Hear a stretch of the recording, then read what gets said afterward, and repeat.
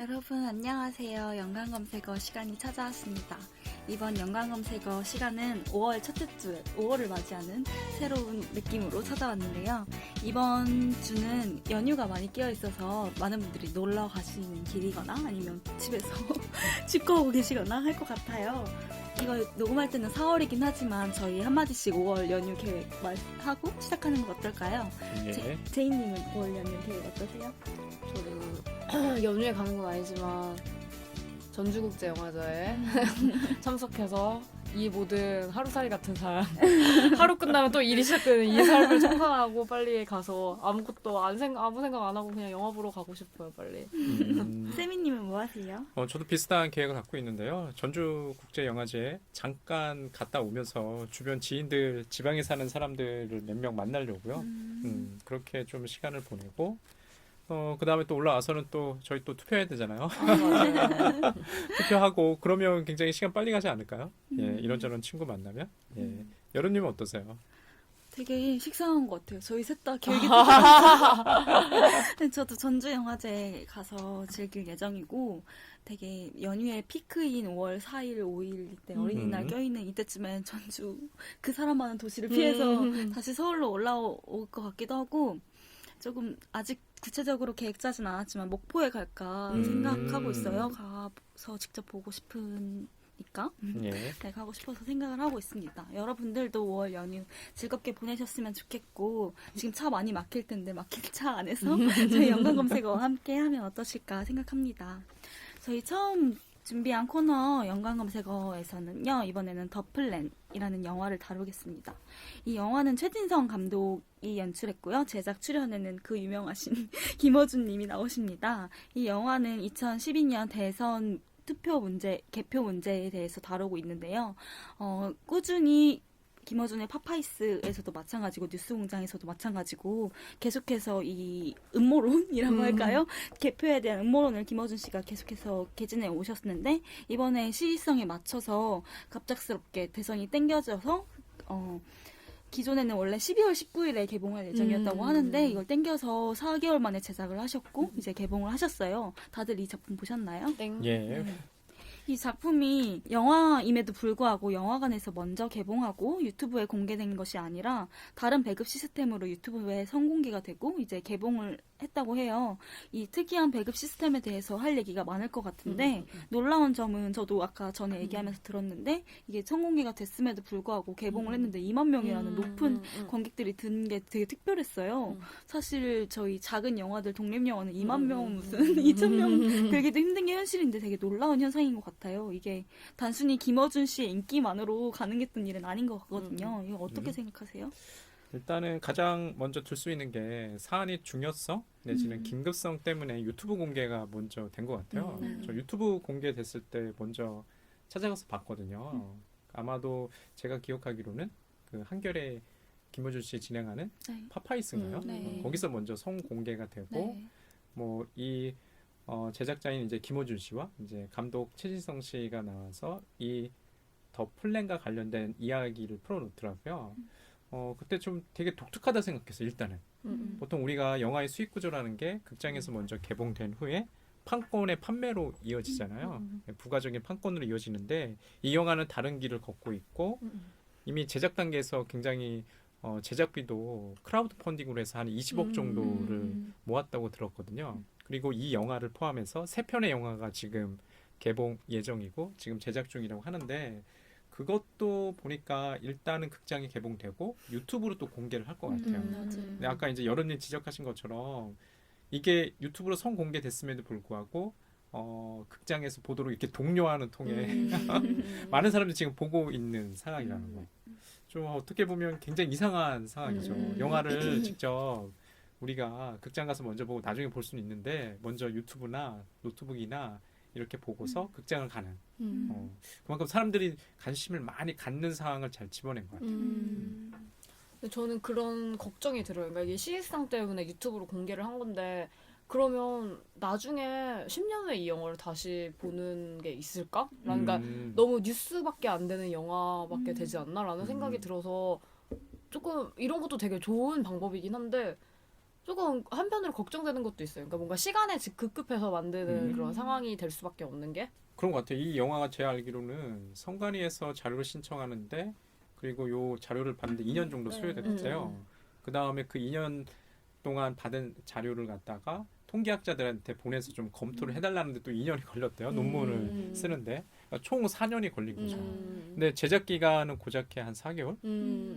제작 기간이 순수하게 이제 그 촬영하고 뭐 그런 걸 편집하는 기간 중에 후반 작업이 너무 짧은 것 같아요. 그러니까 지금 제이님 지적하시는 것처럼 이 영화를 갖다가 시간이 지나서 볼 때는 그 전반 작업은 긴 대비 너무 후반 작업이 짧으니까 거기서 오는 영화의 가치, 영화적인 가치가 이제 시의성만 너무 초점이 맞춰져 있지 않나 이런 생각 분명히 있는 것 같아요. 그래서 저도 이 영화에 대해서 가치를 생각했을 때 이 영화는 자기의 행위가 물론 중요하지만 자기가 말하고 싶어하는 게 중요하지만 그것에 대한 리액션, 관객들의 리액션이 중요한 거잖아요. 이게 시의성에 맞춰서 하기 때문에 이것이 대선 직전에 이거 나와야 된다 해서 급하게 제작되었으니까 그래서 다른 영화랑 조금 달랐던 것 같아요. 오히려 다른 고발 영화도 시의성 때문에 막 급하게 나온 저희가 전에 다뤘던 다이빙 벨도 있고 하지만 이건 정말 리액션을 위해서이잖아요. 사람들의 행동을 바꾸기 위해서. 그래서 이게 약간 좀 나쁜 말이지만 영화라고 말할 수가 있나? 라는 생각까지 들더라고요. 저는 이제 그 영화적인 것 이전에 요 유통 방식은 좀 고민이 필요한 것 같아요. 맞아요. 왜냐면 저희도 사석에서 그런 얘기 많이 하잖아요. 영화를 직접 제작을 꿈꾸는 사람들도 있고 상업 영화 진출을 갖다가 기대하는 사람들도 있는데 기존과는 다른 유통 채널이 생겨났고 거기에 따라 산업 구조가 변하는 건 분명한 현실이거든요. 가령 예를 들어가지고 그 넷플릭스, 그 스트리밍 서비스 시장에 투자를 받아가지고 봉준호 감독의 옥자인가요? 가 이제 벌써부터 뭐 칸느에도 이제 가고 뭐 개봉을 앞두고 있잖아요. 이런 거 보면은 물론 우리가 이제 더 플랜이라는 영화를 가지고 뭐 얘기를 하고 있지만은 이런 유통 방식에 대해서 좀 생각해 보면 어떨까라는 생각이 들어요. 그러니까 이런 시도는 저는 나쁘다고 생각하지 않아요. 오히려 많은 사람들이 저는 아까 리액션이라 말씀하셨잖아요. 저는 좀 비슷한 생각이거든요. 보지 않는 영화는 의미가 있나? 맞아. 저는 책도 그렇게 생각해요. 내가 보지 않는 책은 의미가 없어. 책을 소장하시는 분들 있잖아요. 그러니까 저는 그거 굉장히 싫어하거든요. 마찬가지로 영화도 이런 DVD나 이런 물질적인 걸로 소유하기보다는 한 번이라도 좀 보고 하는 면에서는 일단은 전 박수 좀 긍정적으로. 물론 이제 이 영화와 관련해서 또 논쟁이 있잖아요. 그러니까 후반 작업이 너무 짧고 그 다음에 음모론자인 김어준의 소원풀이 아니냐 이런 생각도 좀 들 수 있어요. 근데 약간 반대로 생각해보면 이 주제는 많은 사람들이 시의성도 마찬가지고 많은 사람들이 집중하고 있는 소재였고 또 김어준 씨가 인기를 너무 많이 끌고 있기 때문에 이 유튜브 채널에서 많은 사람들이 볼 수밖에 없는 주제였긴 하지만 독립영화 같은 경우에는 상영을 하고 나서 사람들이 볼 수 있는 기회가 전혀 없기 때문에 이 사람들이 자신의 이익을 약간 포기하고 유튜브에 업로드를 하는 그런 경우가 있어서 그건 좀 반대되는 상황이잖아요. 그건 개봉을 하고 상영을 한 후에 유튜브에 올라오게 되니까. 근데 그런 산업 구조가 오히려 그런 독립영화라든지 그런 상업을 위한 영화에 쏠리지 않고 여기에 또 쏠려서 개봉하고 나서도 2만 명이 봤다는 그 자체가 좀 되게 특이한 것 같아요. 뭐 영화의 결을 다르다고 말할 수는 없겠지만 이 영화는 상업을 위해서가 아니라 대의를 위해서 만들어진 그런 영화인데 이렇게 역전되는 현상이 좋기도 하지만 조금 씁쓸하기도 하고 약간 그런 게 있는 것 같아요. 제작자로서 뭐 김어준 씨가 좀 낯설게 느껴지더라고요. 프로듀서가 김어준으로 돼 있다는 게 또 인터뷰로 나오시잖아요. 그래요? 그게 너무 좀 이상하게 해요. 그러니까 우리가 저번에 다이빙벨 얘기하면서 이상호 기자에 대한 인터뷰로서 그 경계를 갖다가 허물고 넘나들다 보니까 진실을 다룬다는 생각보다는 계속 음모에 좀 허우적거린다는 생각 때문에 좀 비판이 있었잖아요. 그러니까 정당한 비판이라고 생각하거든요. 근데 김어준 씨는 좀 저널리스트로서 요즘에 소개가 돼요. 실제로 제가 생각해도 저널리스트가 같거든요. 물론 이제 사업가이긴 한데 비즈니스를 하는데 저희가 뭐 뉴스공장이나 아니면 더 플랜에서 보는 김어준은 분명히 저널리스트로서 이런 것들을 새롭게 개척한다는 느낌이 있어요.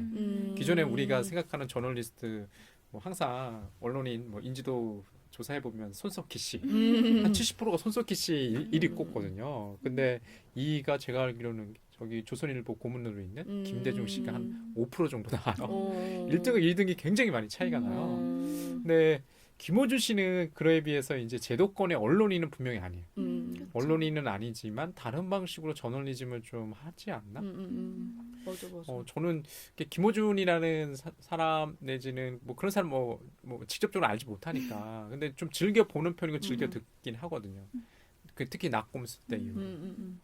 근데 저는 낙곰수 이후로는 어떻게 될까 좀 굉장히 궁금했어요. 근데 다시 또 시사로 이렇게 계속 희자될 줄 좀 되게 낯설어요.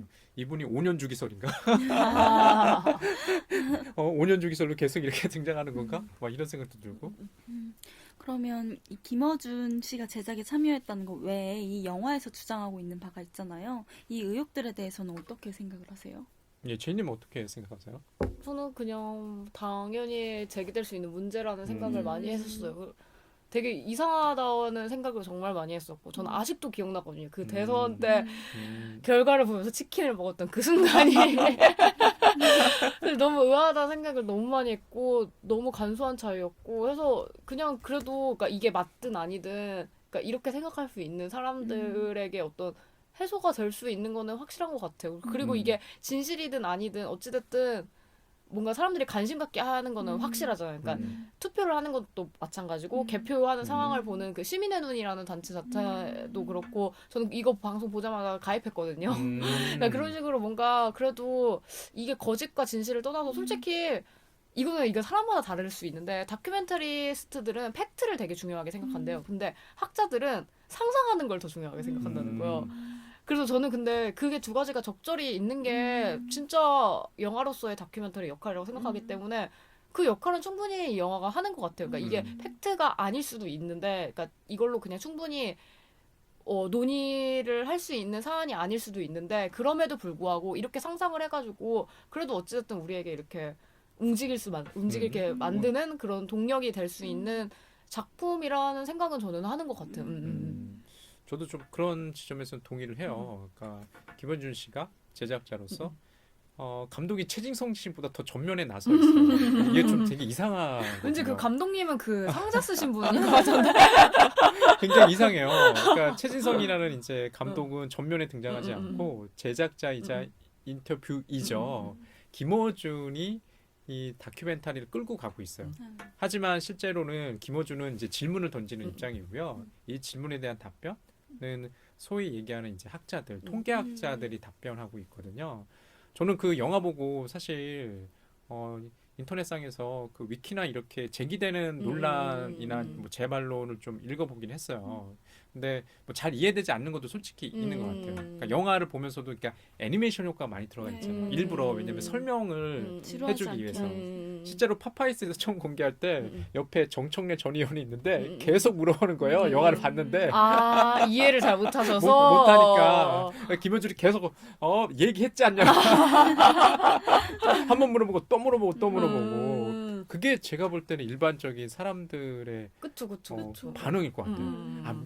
근데 그건 분명히 있어요. 그러니까 가치가 있다는 게 뭐냐면 우리는 성간이에서 얘기하는 것처럼 절대로 해킹의 우려가 없다고 하는데 해킹의 우려 가능성은 있다. 그 잠깐 동안 2번 접속할 때 300kB밖에 안 되는 그 정보를 갖다 써서 간단하게 이제 조작 가능하다.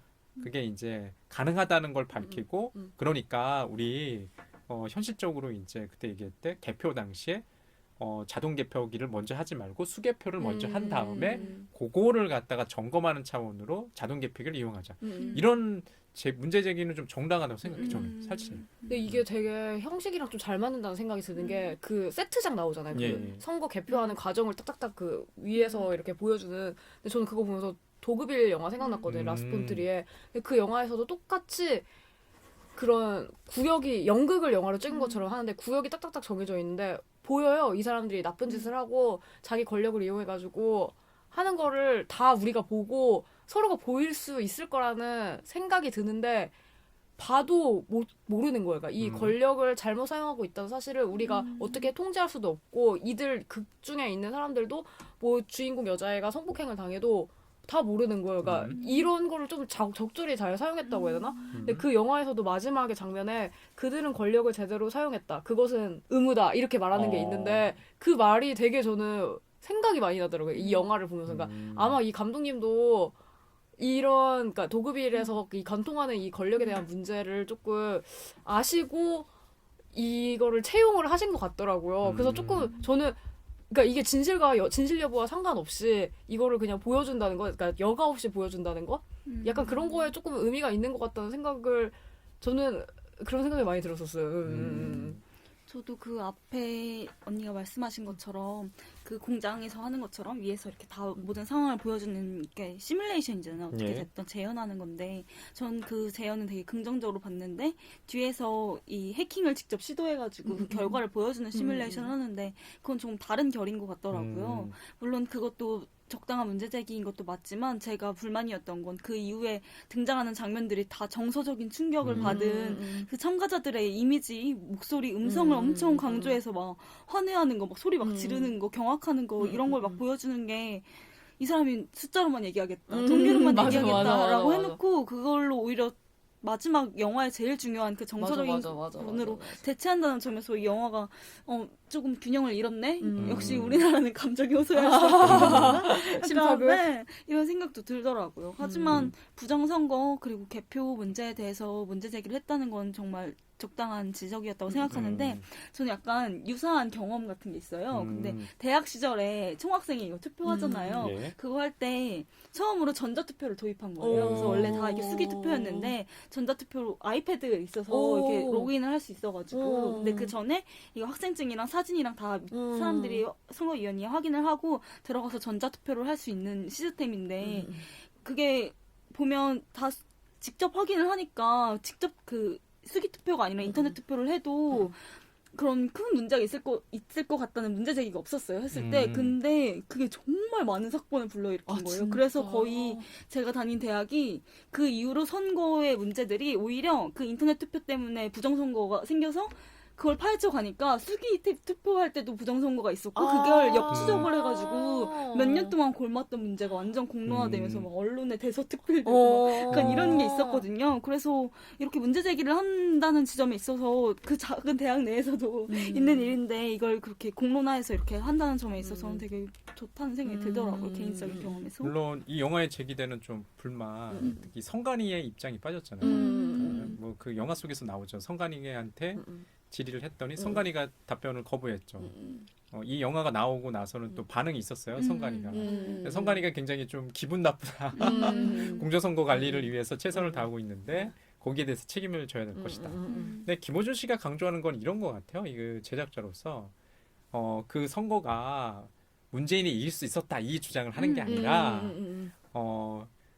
뭐 조작 가능성이 있다. 그것을 좀 검증해 보자. 그러니까 지켜보자. 검증해 보자. 그리고 그런 가능성이 있으니까 우리가 개표를 과정을 바꿔야 된다는 주장을 하는 것 같아요. 맞아요. 그래서 그거는 적절하면서도 좀 주장이고 거기에 대해서 성관이가 좀 민주주의라는 게 공정선거가 이 선거 자체가 위반이라고 한다면 문제가 크게 발생하죠. 지금 우리 연우님 얘기하신 것처럼 거기에 대해서 대안이나 해결을 좀 얘기해 줘야 될 것 같아요. 그러니까 저는 좀 인상적이었던 게 이 다큐멘터리에서 독일의 사례를 보여주더라고요. 헌법소원을 걸어서 전자개표에서 수개표로 바꿨다.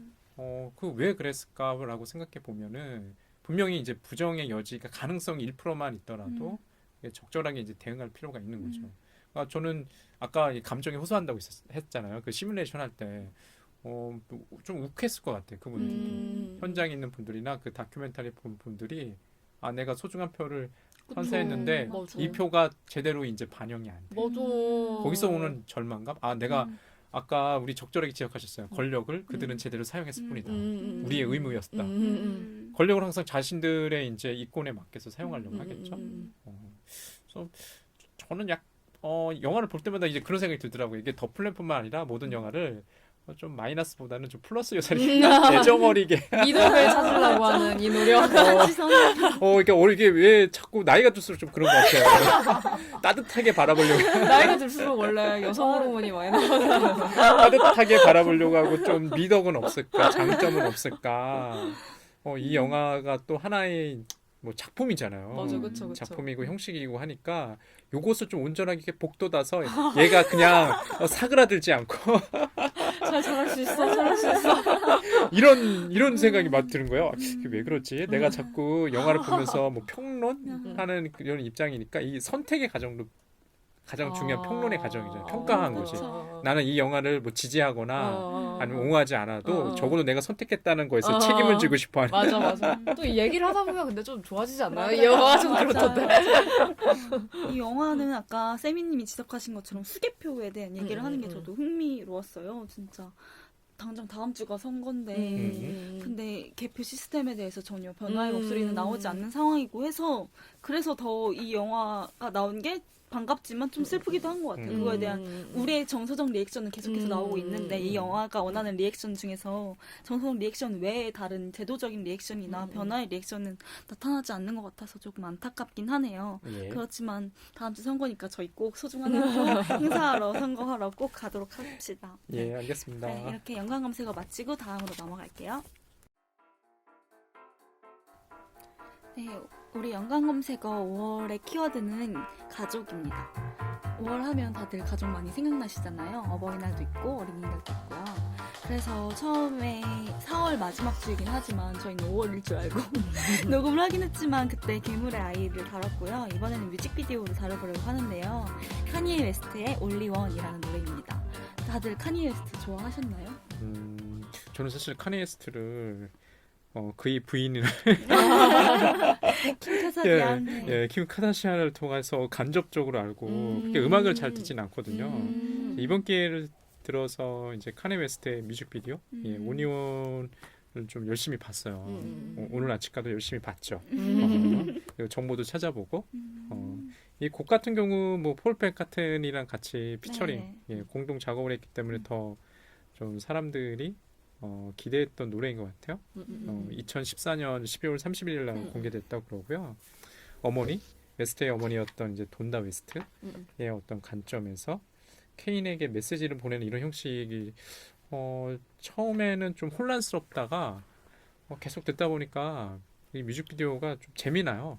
영화적인 형식으로. 그쵸. 게다가 좀 찾아보니까 카니 웨스트가 재능 있는 아티스트인 건 분명한 것 같아요. 굉장히 길게 서술되어 있고 흔히 얘기하는 이제 이 장르에서 어떤 전환점을 가져오는 인물로 그런 생각이 좀 들더라고요. 제이님은 좋아하셨어요? 저는 제가 이 노래를 추천했거든요. 근데 카니 웨스트의 노래를 자주 듣는 건 아니고 그냥 유명한 노래들을 다들 뭐 CF에서도 자주 나오니까 그래서 알고 있었는데 이 노래를 그냥 우연히 어디서 알게 됐는지 기억이 잘 안 나요. 좀 2년 정도 된 거니까. 근데 이 노래를 제가 듣고 되게 좋아가지고 항상 그런 노래 가끔씩 있잖아요. 플레이리스트에서 빠지지 않는 곡. 그래서 아직까지 제 플레이리스트에 있는 노래거든요. 이 노래가. 그래서 되게 그냥 뭐라고 해야지 노랫말 같은 것도 되게 좋고 그 전에 카니 웨스트의 노래들을 떠올렸을 때 조금 다른 분위기인 것도 있고 맞아요. 그래서 되게 좋아하는 노래 중에 하나인데 또 어떻게 저희 가족 이 테마로 문득 생각이 나가지고 이렇게 하게 된 거라서 실은 저도 잘 카니에 웨스트에 대해서 이름 관종이라는 키워드로 알고 있지 뭐 그렇게 음악적으로는 잘 몰라요. 저희 아까 방송 시작하기 전에 이 방송 카니에 웨스트 팬들이 많이 들을 것 같다고 이렇게 말했는데 시작하자마자 관종이라고. 잘 몰라요 카니에 웨스트에 대해서. 저는 카니에 웨스트가 2004년에 데뷔를 했거든요. 근데 제가 생각했을 때 카니에 웨스트가 약간 한국의 힙합 붐이 이렇게 점점 이렇게 공론화될 수 음지에서 다시 나오기 시작할 때 카니에 웨스트가 딱 나와가지고 특히 카니에 웨스트랑 에미넴이랑 이렇게 시기가 맞물리거든요. 아, 그렇군요. 네, 그래서 그때 막 저 어렸을 때 나이는 밝힐 수 없지만 어렸을 때 되게 그렇게 많이 들었던 기억이 있고 그래서 싸이월드 BGM 늘 카니에 웨스트 음악이 많이 이렇게 들렸던 기억이 나고 예전에 네오 진짜 유행했거든요. 맞아. Because of You 맞아, 거기서 맞아, 카니에 웨스트 맞아. 목소리 너무 좋아가지고 진짜 맞아. 되게 좋아했는데 그냥 그렇게 과거의 인물처럼 되게 묻혀졌던 것 같아요. 아. 네, 그때 되게 좋아했는데 오히려 다른 힙합 장르들이 막 더 다양하게 생기면서 오히려 그 옛날에 좋아했던 카니에 웨스트나 에미넴도 이제 기억이 잊혀졌잖아요. 그렇게 잊혀졌었는데 오랜만에 제이님이 추천해 주셔서 다시 음악을 들으니까 아 내가 진짜 좋아했던 목소리였지 막 이렇게 생각했던 것 같아요. 청취자분들 뭐 들으시겠지만 저희가 기본적으로 음악을 평가하는 게 아니라 네. 영상, 네. 뮤직비디오를 평가하니까 좀 그걸 주안점으로 들으셨으면 좋을 것 같아요. 네. 예, 음악에 대한 전문가들은 워낙 많으니까. 예. 이 뮤직비디오는 아까 언급하셨다시피 카니에 웨스트가 자신의 어머니 그리고 딸 로스 웨스트에게 예. 하는 이야기로 구성되어 있고요. 뮤직비디오 또한 딸이 등장하고 어머니의 모습은 당연히 등장하지 않지만 돌아가셔서 딸과 함께하는 모습이 나와 있는데 특이하게 이 뮤직비디오는 영화 감독 스파이크 존즈가 연출을 했다는 게 특별하더라고요. 스파이크 존즈는 한국에서도 되게 팬층이 두터운 감독이잖아요. 존 말코비치 댁이 그리고 엄청나게 흥행했던 그녀 허라는 작품으로 많은 지지층이 있는 분인데 이렇게 뮤직비디오도 만드셨다고 해서 되게 흥미로웠어요.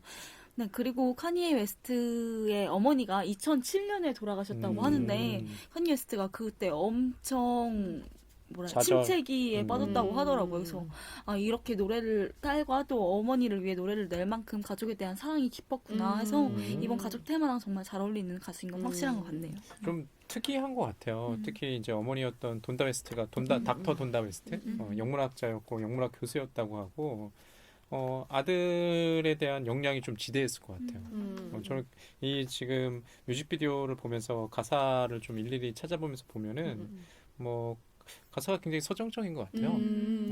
그리고 이런 바라라고 하죠. 이 바라의 화법이요. 뭐 카니에 웨스트의 뭐 개인적인 어떤 뭐 재능도 재능인데 분명히 영문학자였던 어머니의 역량 뭐 이런 거가 있었을 것 같다는 생각도 들어요.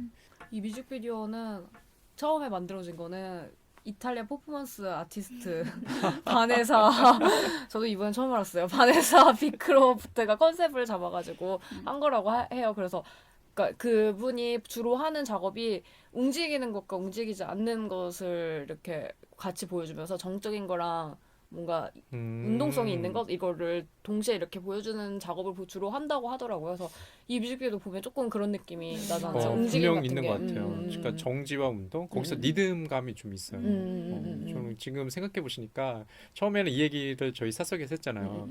도대체 뭘 퍼포밍한 거냐? 진짜 유명한 그 감독과 그 다음에 퍼포미스트를 갖다 초빙해서 만들었는데 홈비디오 같은 느낌? 아마추어 같은 느낌이지만 아마추어지지 않는 자꾸 보면 볼수록 그 정교하게 잘 짜여진 뮤직비디오라는 생각이 좀 들더라고요. 제가 이 뮤직비디오 찾아보니까 2016년 멋진 뮤직비디오 어워즈라는 그런 시상식이 있나 봐요. 그래서 후보에만 올랐대요, 수상자가. 그래서 그래도 이 뮤직비디오가 훌륭하니까 그래도 수상 후보에 올랐겠지 하고 대상은 뭐가 탔나 하고 봤어요. 그런데 닉 노나스라는 가수의 클로즈라는 뮤직비디오가 있더라고요. 근데 그걸 봤는데 그 노래도 굉장히 정적인데 점점 후반부에 갈수록 격정적으로 변하는데 그건 되게 행위 예술 같은 느낌이더라고요. 안무랑 이렇게 현대무용이 막 결합되어서 근데 그것도 안무가 있음에도 불구하고 약간 정지랑 운동이 잘 결합돼서 그걸 강조하는 느낌이더라고요. 그래서 약간 정지와 그런 움직임을 통해서 리듬을 생성하는 게 좋은 뮤직비디오인가?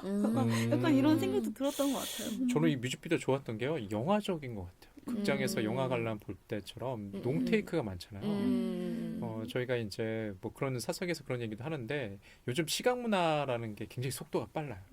특히 유튜브나 이런 데 보면은 저희가 3분이나 5분을 견디지 못하잖아요. 너무 초조해하고 조바심 내고 재미없으면 빠닥빠닥 가고 커팅이 많고. 그런데 우리 카니 웨스트 이제 이 뮤직비디오 보면은 거꾸로 가는 거 아닌가라는 생각도 들고 우리가 이제 계속 뮤직비디오 좀 종종 그 분석했잖아요. 뭐 가령 뭐 트와이스의 낙낙, 그다음에 또 방탄소년단의 봄날 뭐 이런 것들 했는데 보면은 아이돌 그룹이었기 때문에 비트가 빨라서 그런 걸 수도 있는데 대체적으로 논테이크가 없고 굉장히 이제 스피드하다는 느낌이었어요. 근데 서구의 아티스트들의 이제 뮤직비디오가 그렇게 상을 받고 이렇게 좀 예술적으로 칭찬받는 것들을 보면은 좀 다른 방향으로 가지 않나 이런 생각도 좀 들었어요. 그래서 좋았던 것 같아요. 저도 여기서 카니 웨스트가 이렇게 천천히 막 움직이는 모습이 슬로우 모션으로도 잡히잖아요. 그 움직임이 전혀 빠른 움직임이 아닌데도 그걸 슬로우 모션으로 더 느리게 한다는 그런 느낌이 있어서 진짜 퍼포미스트가 리듬을 생성하고 있구나 이런 느낌도 많이 받았고 되게 좋았던 것 같아요. 그 다음에 저는 좀 이미지 트랙과 관련해서 좀 얘기를 할 수밖에 없을 것 같아요. 그러니까 저희들이 뭐 알게 모르게 영상 내지는 영화 이론 전공자들이니까 항상 그런 식으로 좀 보게 될 수밖에 없을 것 같아요. 네. 물론 이제 사운드 트랙과 이미지 트랙을 갖다가 구별해서 보는 게 과연 이 영상 내지는 뮤직비디오를 온전히 이해하는 걸까? 라는 좀 질문을 먼저 드려야 될 것 같아요. 네. 우리는 주로 되게 이미지 중심으로 네. 보잖아요. 근데 뮤직비디오는 분명히 뮤직이 네. 음악이 가사가 이제 있고. 그러니까 사운드 트랙이 이제 중심이 될 수밖에 없는데 그럼에도 불구하고 이미지 트랙을 갖다가 생각해 보면 뮤직비디오 첫 숏이요. 저는 계속 시선을 생각했어요. 카메라의 시선은 카메라의 시선인데 마치 아이를 갖다가 바라보는 어머니의 시선이라고 생각했거든요. 그 이유는 뭐 가사에도 이제 보면 알겠지만 어머니였던 돈다 웨스트의 시점에서 계속해서 얘기를 걸죠. 빙이 돼서 얘기를 건너서 무당이 말 거는 되겠다. 애야 어머니가 왔다. 이런 식인 것 같아요. 그래서 이 시선이요. 망자가 하늘에서 아들한테 계속 위로해주고 넌 혼자가 아니야. 그리고 너한테 뭐 선물을 보내줬지. 여기서 이제 그 딸이 이제 노스도 출연하잖아요. 참 노스가 말 참 잘 들어요. 칭얼대지도 않고 보면서 굉장히 좀 신기하더라고요. 이런 것들이. 그래서 이미지와 함께 흘러나오는 이 노래 가사 이렇게 싱크를 맞춰보시게 되면은요, 이게 딱딱딱 맞아요. 네, 이런 것도 저는 좀 독특한 것 같아요. 이 시선이라는 게 카메라 커팅에 제가 한번 세어보니까 한 8개? 9번밖에 없어요. 한 3분 정도 되는 이제 뮤직비디오에서 그러면서 굉장히 롱테이크로 찍고 이 전환이 이제 많이 없는데도 불구하고 그게 이런 느낌 있잖아요. 이게 어떤 효과를 날까? 어머니가 아들 자기는 이제 미리 떠났지만 하늘에서 너 얘기를 뭐 신에게도 하고 하느님에게도 얘기하고 뭐 이런저런 널 보고 있을 테니까 너가 뭐 행복하기를 나는 기대한다 뭐 이런 이제 그 뮤직비디오 내지는 가사 내용이니까 그런 거 뒷받침하지 않나? 이런 카메라의 시선조차도 그런 느낌이 들어요 저는. 저도 근데 그 점에 동의하는 게 그게 딸이랑 있을 때 카니 웨스트 혼자 있을 때랑 다르더라고요. 그러니까 카니가 그 노스웨스트 딸인 북서한테 말할 때 입모양을 이렇게 말을 하는데 그게 노래 가사랑 일치하지도 않는 립싱크가 아니에요. 근데 그 혼자 있을 때는 말을 걸잖아요. 그러니까 예. 말이 그리고 항상 카니 웨스트 노래 중에 특징이 오토튠이 많이 들어가는데 오토튠이 아닌 말로 혼자 있을 때는 그게 그냥 표출이 그냥 들더라고요. 그래서 뭔가 그 연결고리처럼 만약에 세민이 말대로 그 시선이 엄마의 시선이며 엄마가 이 카니 웨스트한테 말했어. 그러면 카니 웨스트가 또 딸한테 말해줄 거 아니에요. 예. 근데 딸이랑 카니 웨스트를 얘기했을 때는 우리는 들을 수 없어요. 예. 근데 대신 엄마가 가사처럼 엄마가 카니한테 얘기한 건 우리가 노래를 통해서 듣잖아요. 예. 그러니까 그거를 마치 이렇게 하나의 이렇게 연결고리처럼 되는 것 같다는 생각이 많이 들더라고요. 그리고 아예 되게 차이가 극명하게 나는 것 같아요. 저는 그 혼자 있을 때랑 딸이랑 따로 있을 때, 그러니까 카니에 혼자 있을 때는 카메라 보고 말하는 경우가 되게 많은데 노스웨스트랑 같이 있을 때는 딸하고만 딸만 바라보고 맞아요. 얘기를 하고 그리고 그 카메라 같은 것도 렌즈를 다른 걸 쓰는 건지 그래요? 카메라가 화면 중심부 아닌 그런 끝에 모서리 부분들, 그러니까 맞아요. 비네팅 효과라고 해야 되나? 그러니까 그런 부분들은 어둡고 그리고 그 조금 뭐라고 해야 돼? 좀 선녀도가 떨어지는 것처럼 뿌연 느낌이 더 강하게 나더라고요. 그러니까 조금 그런 식으로 렌즈를 다르게 쓰는 것도 눈에 보이더라고요. 확실하게 조금 다른 것 같아요. 그러니까 카니 웨스트 혼자 있을 때랑 딸이랑 같이 있을 때랑. 그러니까 그러고 보니 정말 그런 것 같아요. 그러니까 혼자 있을 때는 이렇게 튜닝된 아까 오토튠이라고 말씀하셨잖아요. 그러니까 본인의 음성과 그러니까 정말 이제 조작되지 않는 그런 음성과 오토튠된 음성 이렇게 보면은요. 같이 어머니랑 노래 부르는 것 같아요. 아까 이제 그런 얘기 하셨잖아요. 어머니가 칸의 이제 입을 통해서 얘기하고 또 칸에는 또 딸 로스에스타 좀 얘기하고 이런 것들이 이게 발화가 누가 하는지가 좀 불분명할 때가 있어요. 이게 누가 얘기하는 거지? 칸에가 얘기하는 건가? 어머니가 얘기하는 건가? 이게 이제 경계를 갖다가 이제 허무는 것들이 그러니까 시각적인 면에서도 있는 것 같고요. 노래 음악적인 사운드 트랙도 좀 그런 것 같다는 좀 느낌이 좀 들었어요, 저는. 저는 그 발견한 게 딸이랑 함께 있을 때랑 카니 혼자 있을 때 다른 게 날씨가 달라요. 오. 카니가 혼자 있을 땐 안개가 낀 그 음. 뿌연 도로 상태인데 딸이 있을 때 비가 내리거든요. 아. 근데 그 비가 엄청 흐릿하게 있고 둘이 흑인이시기 때문에 이렇게 까마셔서 빗방울이 피부에 이렇게 닿을 때만 보여요. 그 뒤에 전경은 하얀 편이어가지고 잘 안 보이는데 피부나 옷에 이렇게 닿을 때만 빗방울이 보이더라고요. 근데 저는 그게 카니가 혼자 있을 때는 엄마와 함께 있는 시간이고 카니와 딸이 있을 땐 둘이 있는 시간 같지만 그게 둘이 있는 시간이 아니라 빗방울이 어머니가 이렇게 오는 듯한 느낌이어서 아하. 셋이 함께 있다라는 느낌으로 되게 다가와서 그래서 전 그 비가 오는 장면이 너무 좋더라고요. 처음에 봤을 때 이 뮤직비디오에 가장 중점이 되는 게 안개가 낀 그 예. 모습이잖아요. 그게 되게 인상 깊었고 좋았는데 점점 보면 볼수록 전 그 비 내리는 장면이 너무 비를 막 찾게 돼. 비가 오는 거야 안 오는 거야 이렇게 막 찾게 되고 그러더라고요. 저는 지금 여러분이 언급하신 것처럼 좀 배경도 좋은 것 같아요. 특히 이제 도로라는 배경보다는 안개가 껴있다는 것이 굉장히 죽은 어머니가 어떤 꿈속에서 이렇게 뿌연 이미지로 나타나서 지금 얘기하고 있다는 뭐 느낌? 이런 장소로서 굉장히 좋은 것 같아요. 이런 것들이. 그리고 저 그 차이를 잘 몰랐거든요. 카네가 자기의 딸과 나왔을 때 약간의 이제 그 보슬비가 내린다는 이런 느낌은 있었는데 그게 연출된 걸까? 라는 그 아까 이제 그 카메라 렌즈에 대한 얘기도 하셨잖아요. 그러니까 그렇게 생각해 보면 이게 실제로 그때 촬영 시점에서 뭐 비가 오거나 안개가 꼈다기보다는 후반 작업에서 어떤 식으로든 그런 느낌이나 효과를 내기 위해서 작업한 게 아닐까라는 생각이 조금 들어요. 그래서 안개? 우리 예전에 보면 전설의 고향에 귀신 나올 때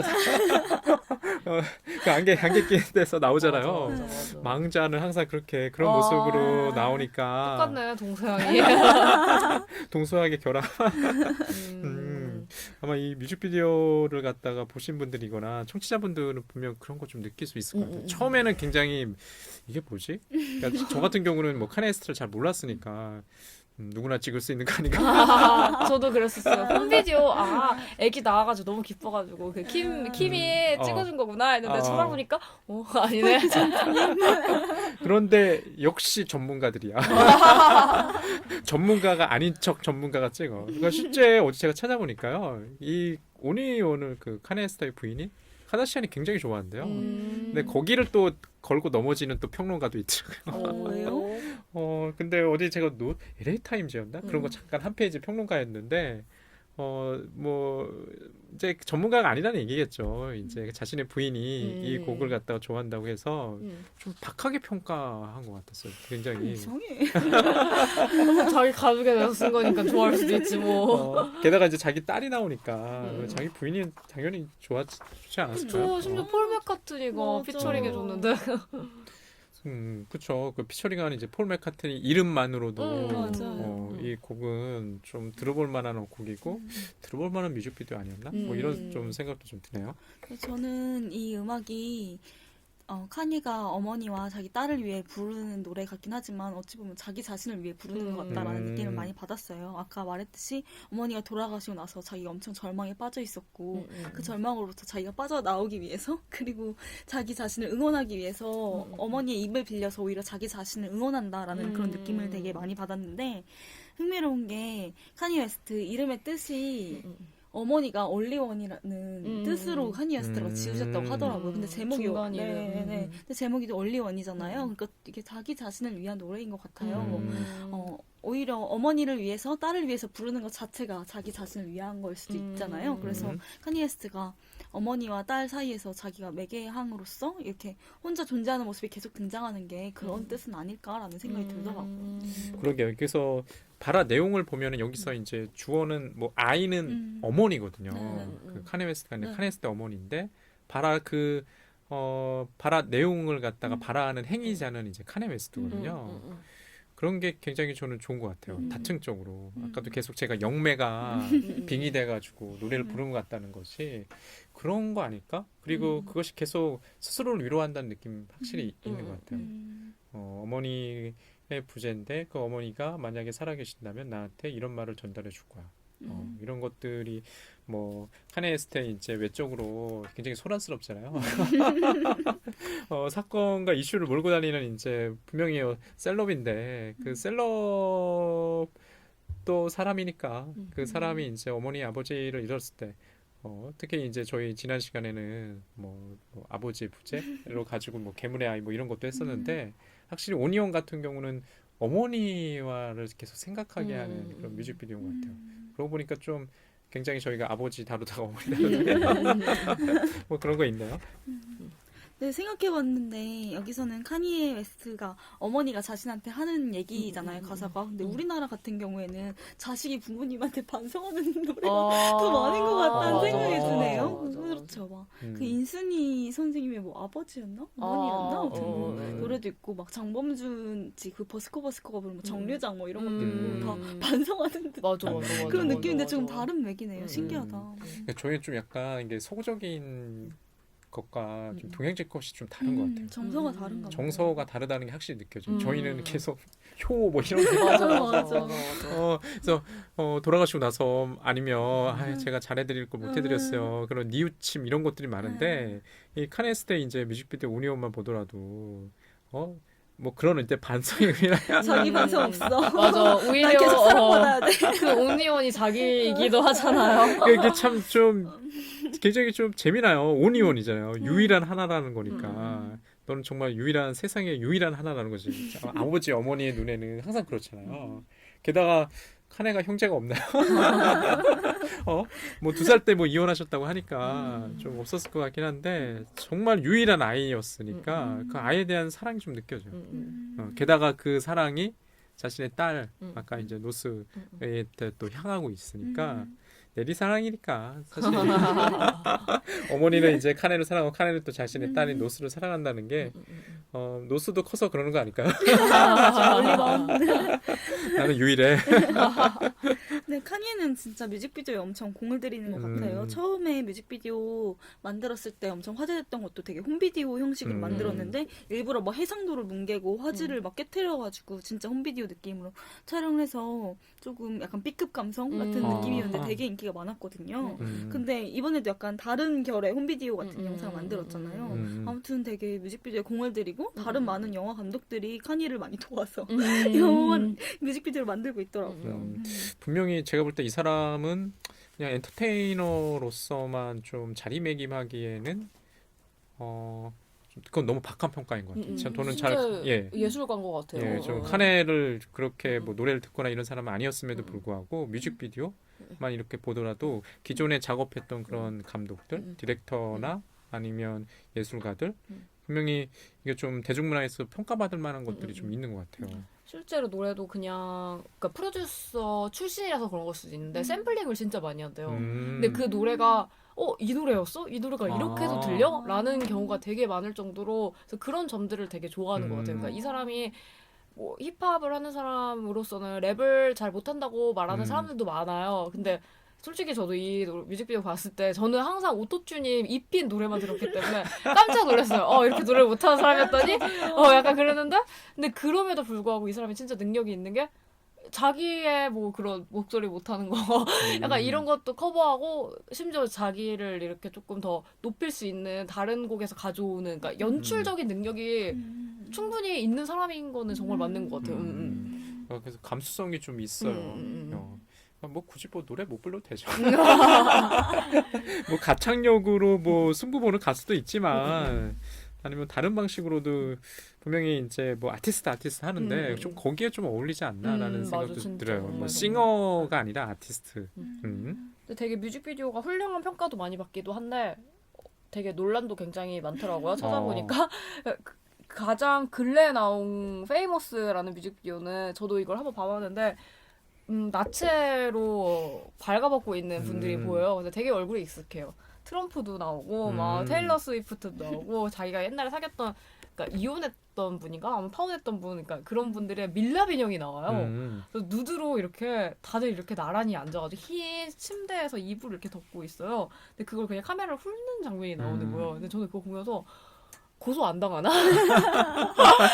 다 같이 이렇게 같은 이불을 덮고 이렇게 누워있는 듯한 침대 위에 그런 느낌이 있는데 그것도 어떤 빈센트 데시데리오라는 슬립이라는 그림을 영감을 받아가지고 한 것 같다고 그러더라고요. 그러니까 그런 식으로 근데 이거 고소당할 것 같은데? 약간 이런 논란, 약간 이런 있는 것도 있고 몬스터라는 뮤직비디오는 이거는 릭로스, 니키 미나즈, 제이지 같은 되게 유명한 아티스트들이 피처링을 하는 노래인데 여기서 백인 모델을 나체로 그러니까 살인을 그러니까 되게 잔인하게 뭔가 해가지고 널브러지고 막 목 매달고 막 이러고 심지어 카니 웨스트가 백인 여성이 목 매달린 그러니까 잘려진 목을 들고 있는 그런 장면이 나오는 게 있는데 이거 가지고 엄청나게 그 당시에 논란이 있었다는 거야. 그러니까 이거를 똑같이 흑인 여성으로 했으면 너도 가만히 있었을 거냐고 그러니까 이런 식으로 논쟁이 굉장히 많았었대요. 근데 계속 이런 전복이라고 해야 되나? 그런 거를 시키는 거는 맞는 것 같아요. 그러니까 러너웨이라고 30분짜리 뮤직비디오가 있거든요.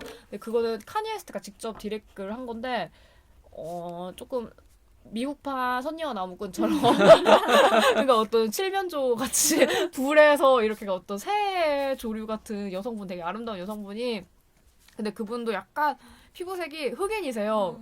근데 그분 흑인까지는 아니고 히스패닉 섞인 것 같은 그런 분인데 아무튼 유색인종이세요. 그러니까 그분이랑 그분을 카니 웨스트가 어떻게 보면 구해준 거라서 같이 어떤 파티에 초대를 받아가지고 가요. 근데 보통 그런 파티 하면 이걸 서빙하는 분들이 흑인 분들이잖아요. 근데 이걸 반대로 서빙하는 분이 백인인 거예요. 그래서 되게 그게 특이하다라는 생각을 했는데 이미 그 전에 몬스터라는 뮤직비디오에서 그런 논란이 있는 걸 보니까 이거를 어떻게 봐야 되지? 그러니까 이 사람이 하는 게 맞는 건가? 라는 그러니까 요즘에 미러링이라는 용어를 되게 많이 쓰잖아요. 근데 약간 이거 뭐랄까 뭐지?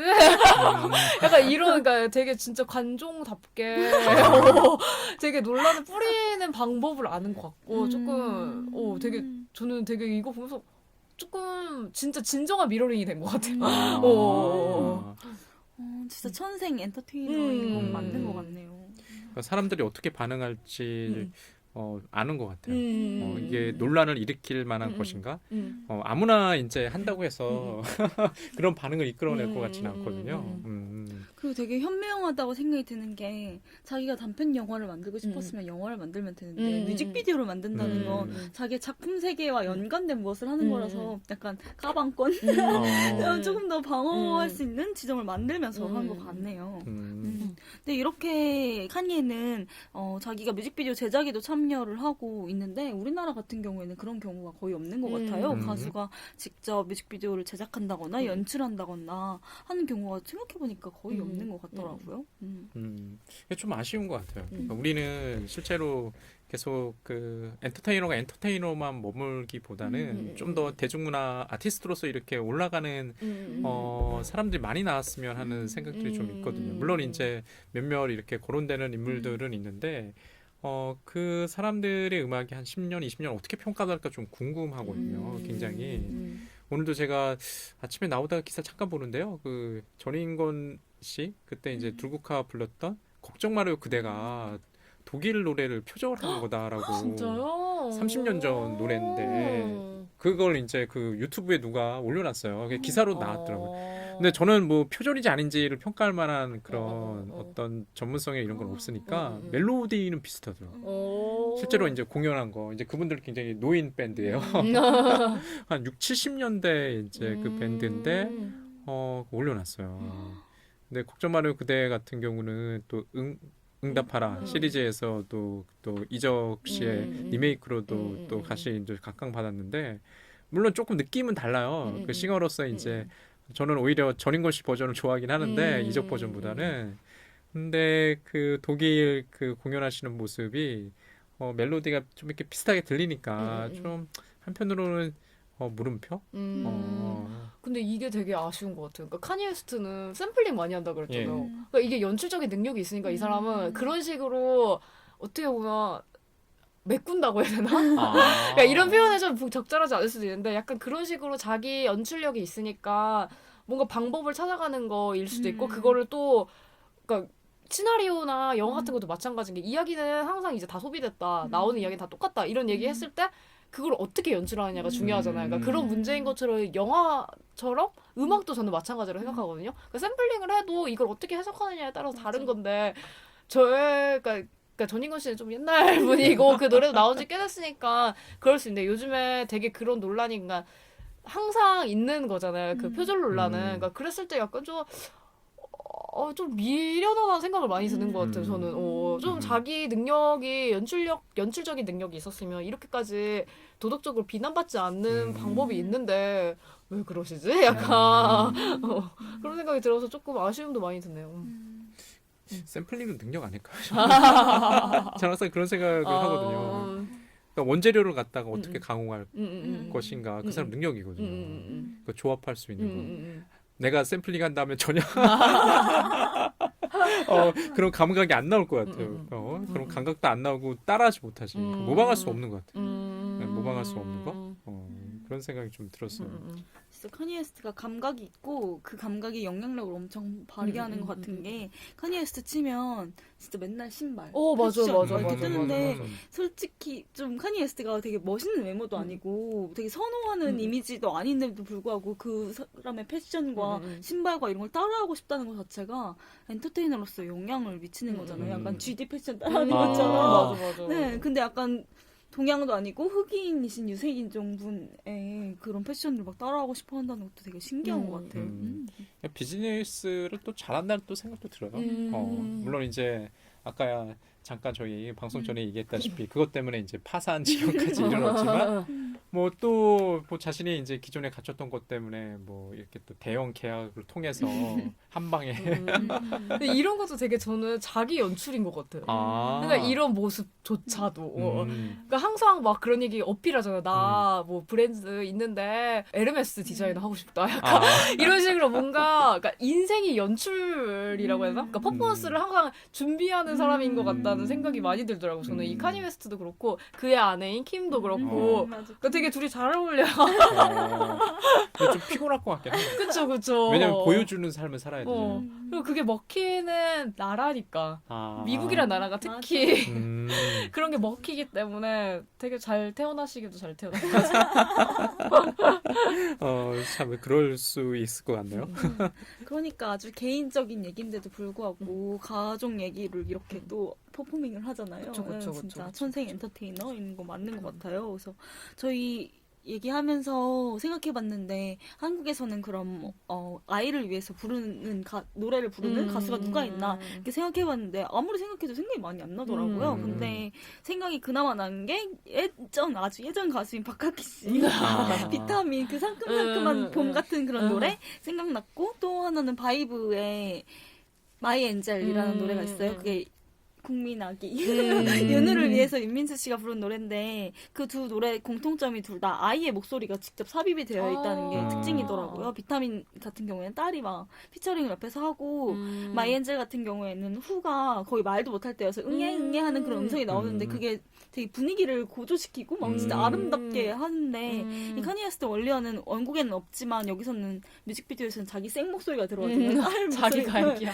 생목소리 그래서 딸 목소리도 아니고 엄마 목소리도 아니고 또 자기가 자기 얘기. 들어가잖아요. 결국엔 진짜 자기를 위한 자기의 노래 같더라고요. 다른 노래 생각나는 거 있으신가요?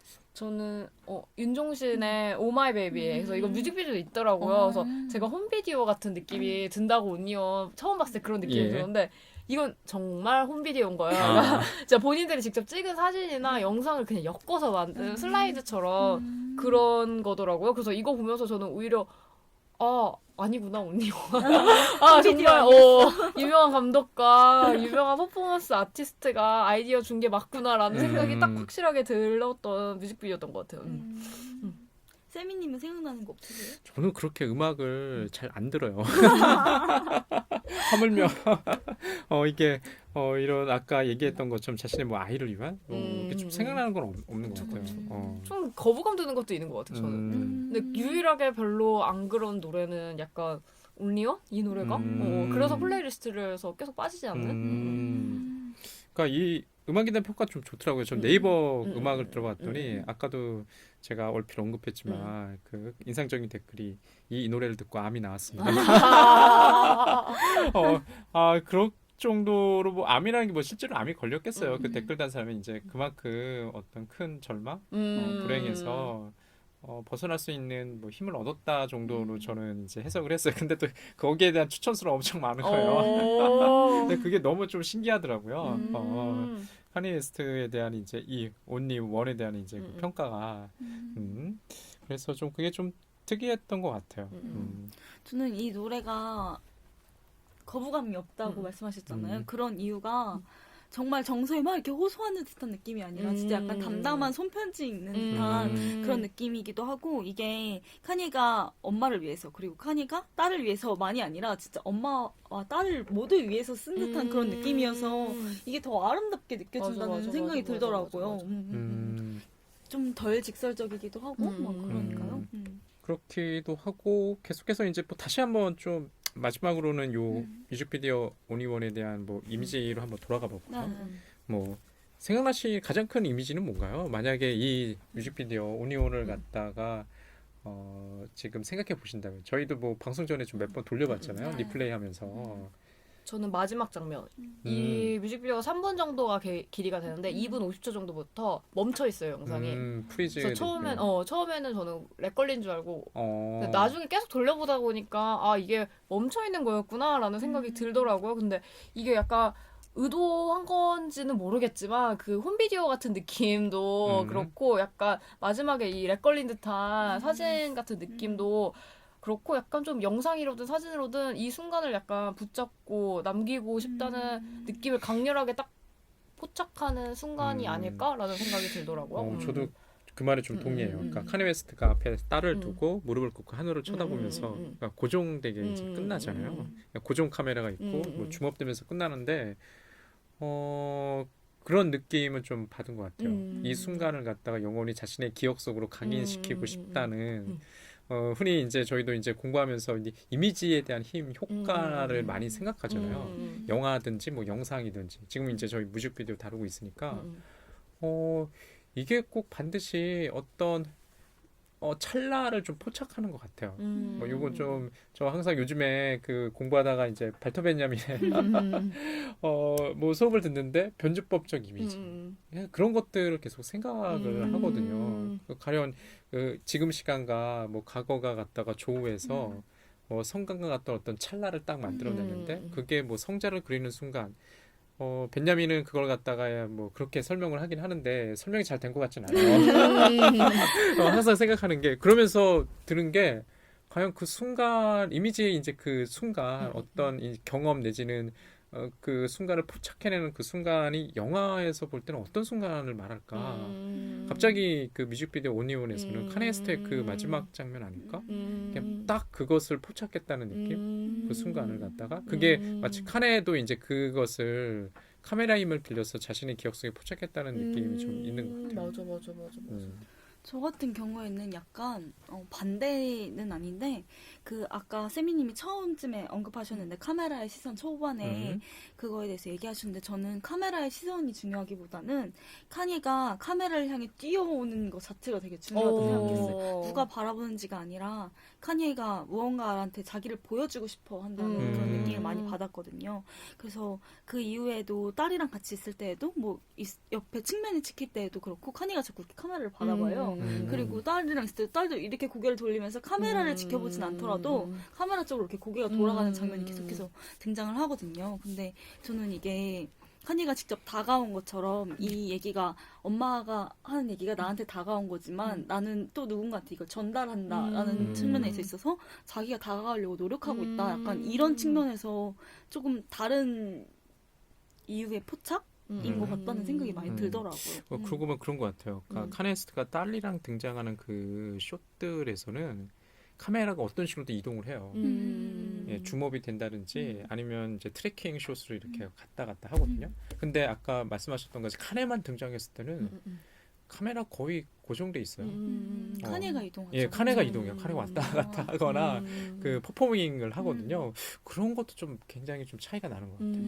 그리고 그게 이제 그 카메라 워킹에서 분명히 이 뮤직비디오에서 좀 의도하지 않았나라는 생각들이 좀 들거든요. 그러니까 보면은 시선이 다른 것 같아요. 그러니까 카네가 딸과 나왔을 때랑 맞아. 달라요. 확실히. 카네가 달라왔을 때 그게 좀 다른 것 같아요. 분명히. 진짜 얘기할수록 약간 처음에는 아 진짜 이게 뭐가 퍼포밍이야 이렇게 했는데 너무 복잡하게 짜인 것 같아서 오히려 더 머릿속이 복잡해지는 느낌이 있는 것 같네요. 이게 좀 잔상이 좀 오래 남아요. 저는 처음에 음. 봤을 때 그냥 가족이라는 테마에 잘 맞는 이 가사도 잘 맞고 그러니까 그런가? 근데 처음엔 좀 간혹 잘 못 잡겠더라고요. 왜냐면 저희가 지금까지 다뤘던 뮤직비디오가 아이돌의 그쵸, 그쵸, 그쵸. 뮤직비디오잖아요. 그리고 뭔가 상징적인 게 많았잖아요. 그게 좀 약간 오히려 지금 카네 거랑 비교해 보면 카네가 더 세련돼 보이는 뮤직비디오 역시 아티스트야. 더 세련돼 보인다는 생각이 드는 거예요. 이게 정지 순간에 운동이 느껴지고 그런 것들이 느껴져요. 근데 그 이전에 저희가 아이돌 그룹을 저희가 한 2그룹 정도 다뤘나요? 다뤘는데 굉장히 액션은 많아. 겉으로 드러나는.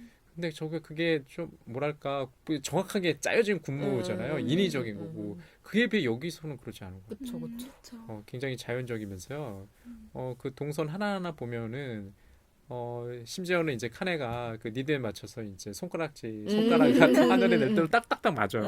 하나, 둘, 셋이 딱 맞거든요. 그 싱크가. 그런 면에서 보면은 훨씬 더 생각을 많이 하게 만드는 것 같아요. 제가 볼 때. 처음보다는. 그리고 되게 강렬하게 자꾸 떠오르는 것 같아요. 그러니까 낙낙이나 저희 봄날 한 거는 다시 생각나는 장면은 없는데 이렇게 얘기하면서도 약간 맴도는 듯한 느낌? 그 안개처럼? 막 그런 것 같아요. 맞아요. 그런 맞아요. 느낌이 계속 있는 것 같아요. 그리고 또 요새 봄이어가지고 봄비 자주 왔잖아요. 음. 저는 봄비 낼 때마다 이 뮤직비디오 생각나더라고요. 맞아요. 이미지가 맞아요. 너무 잘 겹쳐가지고. 그러니까 이게 일종의 안개 낀 그런 아침을 저희 경험하기 좀 힘들잖아요. 도시에 살면. 그러니까 저는 딱 생각나는 게 군대거든요. 군대는 이제 산에 주로 이제 위치해 있어, 군부대가 위치해 있으니까 아침에 일어났을 때 그 느낌이 좀 오는 것 같아요. 그 산속에 고요한데 안 안개. 좋은 거 아니에요? 군대 그런데 그런 느낌이에요. 그런 느낌이 이제 전 연상돼요, 이미지가. 그러니까 물론 이제 그 어머니와의 뭐 그런 것도 이제 연상이 되긴 하는데, 그런 게 일단 떠오르는 것 같아요. 그러니까 도시에서는 경험하기 잘 힘든 것 같아요. 이런 분위기. 맞아, 그쵸. 마치 이렇게 안개 낀 속에 무언가 불쑥 맞아. 등장하게 되는 거. 그 좀 힘든 것 같아요. 이 뮤직비디오를 스크린으로 보면 진짜 좋을 것 같다는 생각을 그런 생각도 좀 많이 들어요. 했어요. 근데 제가 뮤직비디오를 스크린으로 본 경험이 거의 없는데 예전에 단편영화제 가서 그런 스크리닝 프로그램이 있었어요. 뮤직비디오만 상영하는. 근데 그건 진짜 너무 힘들었거든요. 거의 30-40분 동안 뮤직비디오가 거의 10개 정도가 나오는 거예요. 연달아서. 근데 그게 되게 수상을 많이 한 뮤직비디오여서 다 작품성은 있는데 이게 리듬감이 다 너무 다르고 작품마다 다른데 그 연속해서 계속 나오니까 너무 힘든 거예요. 그 음악도 익숙하지가 않아서. 그래서 좋지만 너무 힘들다 이렇게 했는데 예전에 자비의 논란 특별전 해가지고 그냥 아무 생각 없이 보러 가야지 이러고 보러 갔는데 영화 상영 전에 갑자기 아델 헬로가 나오는 곳에 내가 이게 왜 나오지? 했는데 자비의 논란이 연출했더라고요. 그래서 나오는데 평소에 아무렇지도 않게 그냥 핸드폰으로 보던 느낌이랑 또 너무 다른 거예요. 그래서 이 뮤직비디오를 보면서 이것도 진짜 스크린으로 보면 전혀 다른 리듬과 음악, 사운드 이걸 경험하면 되게 특별한 느낌이겠다라는 생각이 들더라고요. 좀 그럴 것 같네요. 저희 이번 주 연관검색어의 비주얼 썰전에서는 카니에 웨스트의 올리 원 뮤직비디오를 다뤄봤는데요. 다들 즐거우셨나요? 다른 영화랑은 다르게 뮤직비디오는 시간도 짧기 때문에 또 접근성도 높기 때문에 청취자분들도 쉽게 접하실 수 있으니까 같이 카니 웨스트 올리언 뮤직비디오 보시고 이 음악도 들으시면서 좋은 꿀 연휴 보내셨으면 좋겠습니다. 이번 나름의 봄방학처럼 지금 이 연휴를 이 방송을 즐기셨으면 좋겠고요.